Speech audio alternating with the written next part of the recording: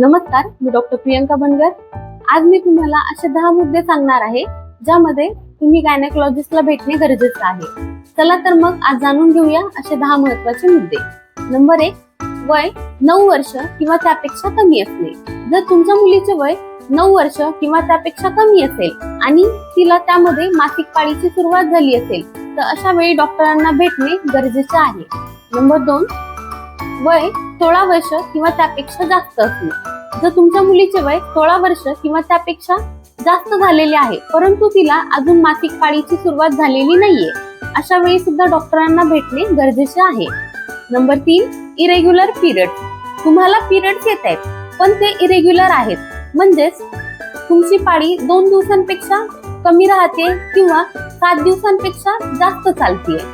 दुसरा पॉइंट, 2 पाळींमधील अंतर हे 21 दिवसांपेक्षा कमी किंवा 35 दिवसांपेक्षा जास्त असणे।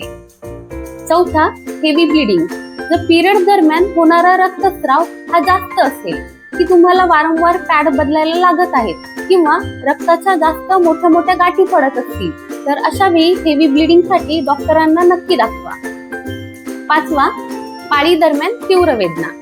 जर पिरियड्स मध्ये खूप जास्त वेदना होत असतील, यालाच आपण वैद्यकीय भाषेमध्ये डिस्मेनोरिया असे म्हणतो। यामुळे जर तुमचे डेली रुटीन बिघडत असेल, म्हणजेच तुम्ही कामावर किंवा कॉलेजला जाण्यास असमर्थ असताल तर तुम्ही गायनेकोलॉजिस्टला भेटणे गरजेचे आहे।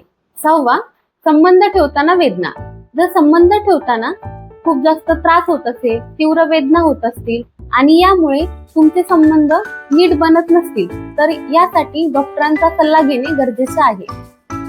7वा, असामान्य अंगावरून जाणे। योनी मार्गातून होणारा स्राव हा नॉर्मल नसेल, जसे की त्याचा रंग लाल, पिवळा, हिरवा किंवा फाटलेल्या दुधासारखा असेल।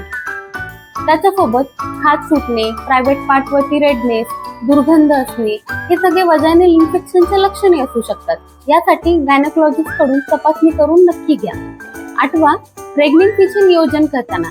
जर तुम्ही प्रेग्नेन्सी प्लॅनिंग करत असाल तर गायनेकोलॉजिस्टचा सल्ला नक्की घ्या, ज्यामुळे तुमच्या शरीरामध्ये कशाची कमतरता आहे का हे समजेल। यामुळे प्रेग्नेन्सी राहण्यापूर्वी आणि प्रेग्नेन्सी राहिल्याच्या नंतर मातेला आणि बाळाला होणारा धोका टळू शकतो। 9वा, वंध्यत्वाची समस्या। जर तुमचे वय 30 पेक्षा कमी आहे आणि 1 वर्षापासून प्रयत्न करूनही मूल राहत नसेल किंवा तुमचे वय 30 वर्षापेक्षा जास्त आहे आणि 6 महिन्यापासून प्रयत्न करूनही मूल राहत नसेल तरी वंध्यत्वाची केस असू शकते। अशा वेळी गायनेकोलॉजिस्टचा सल्ला नक्की घ्या।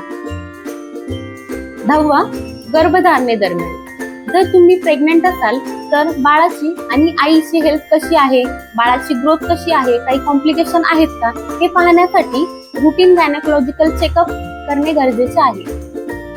एक अत्यंत महत्त्वाची गोष्ट, जर तुम्हाला यापैकी कोणताही त्रास नसेल, तुमचे पिरियड्स रेग्युलर असतील तरी सुद्धा वर्षातून एकदा रुटीन गायनेकोलॉजिकल चेकअप करणे प्रत्येक महिलेसाठी आवश्यक आहे। या रुटीन चेकअप दरम्यान डॉक्टर तुम्हाला काही तपासण्या सांगतात। पहिली आहे पॅप स्मिअर टेस्ट, जे की सर्वायकल कॅन्सर रोखण्यासाठी राहते। दुसरी आहे रुटीन ब्रेस्ट एक्झामिनेशन, जे की ब्रेस्ट कॅन्सरच्या निदानासाठी राहते। आणि तिसरी आहे अल्ट्रासाउंड, जे की गर्भाशय आणि अंडाशयाची स्थिती पाहण्यासाठी असते। त्यामुळे स्वतःच्या आरोग्याकडे दुर्लक्ष करू नका। थँक्यू।